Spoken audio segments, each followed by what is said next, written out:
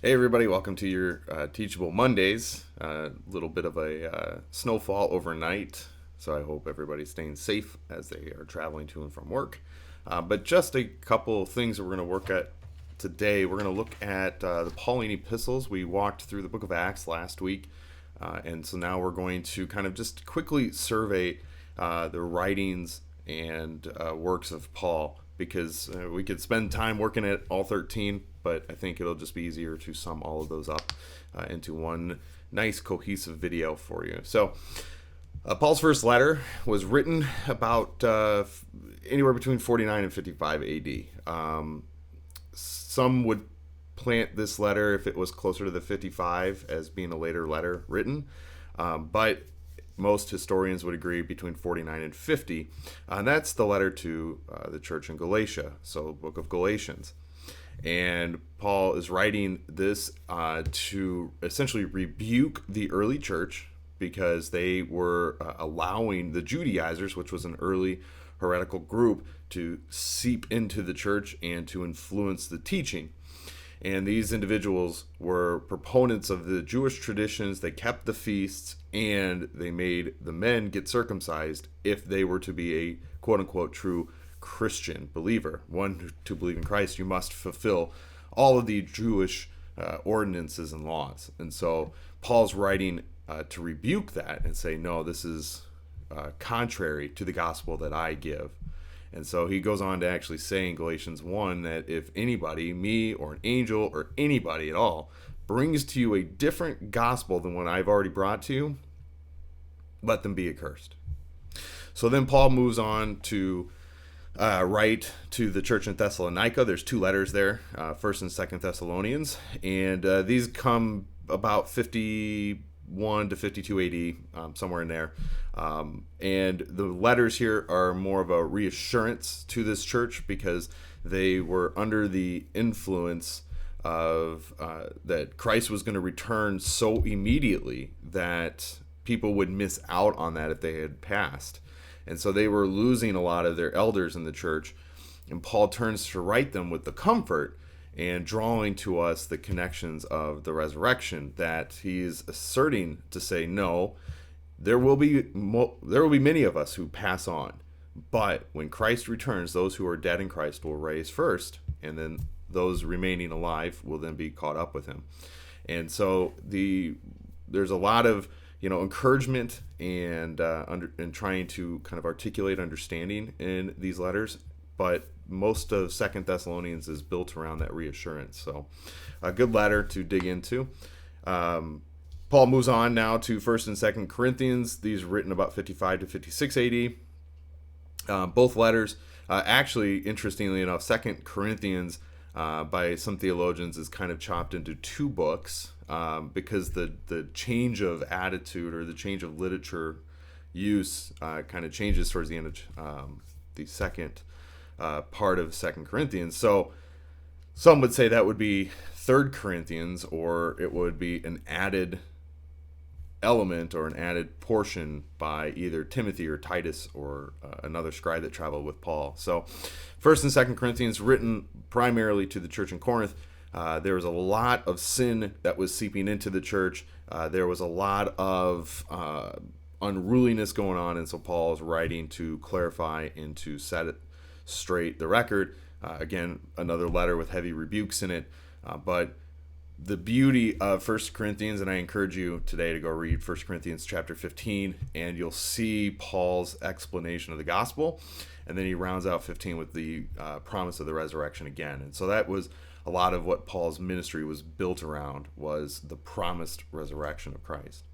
Then we move on to Romans, which is probably one of the most famous letters of Paul.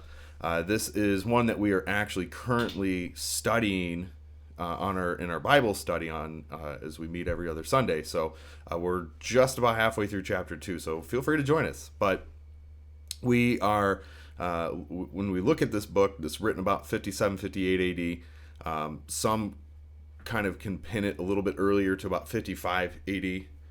Again, time in this range is not necessarily important, but what we do know is Paul's overall stance to this church. He's writing to the Jewish Christians who are in Rome, and he's writing to the Gentile Christians who are in Rome. And so the churches that are there, Paul's writing this letter, and he's essentially giving his, in my opinion, and I know other theologians agree, this is probably the best demonstration of Christian doctrine that Paul writes.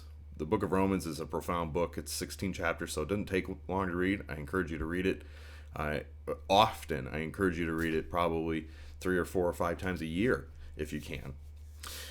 The next letter Paul writes is Ephesians. This comes about 60 to 62 AD. This is, again, we get another promise of the predestination, God's saving grace upon us.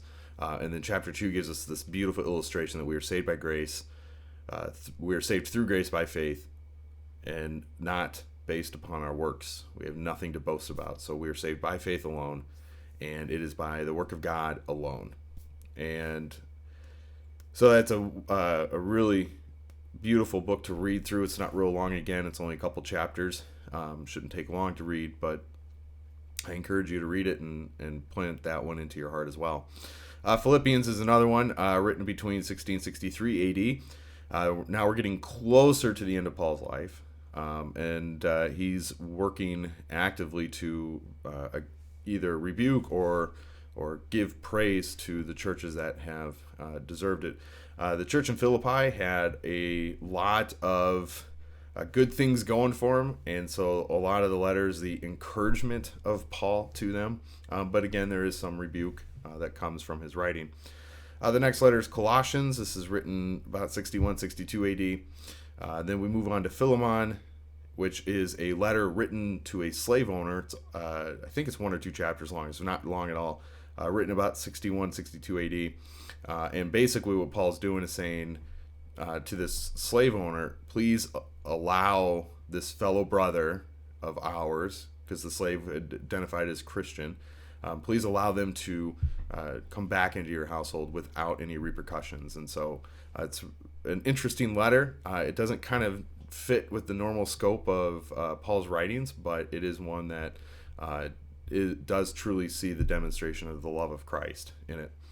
Then we move on to the final 3 books. This is Titus, 1st and 2nd Timothy. These are written between 62 and 67 AD. These are also kind of wrapped up as the pastoral epistles, because if we read through them, we'll see Paul giving heavy details around the qualifications of a deacon, an overseer, and those then positions would over time come into the office of pastor. And so we see the qualifications laid out for us clearly, and the lifestyles that these individuals must undertake.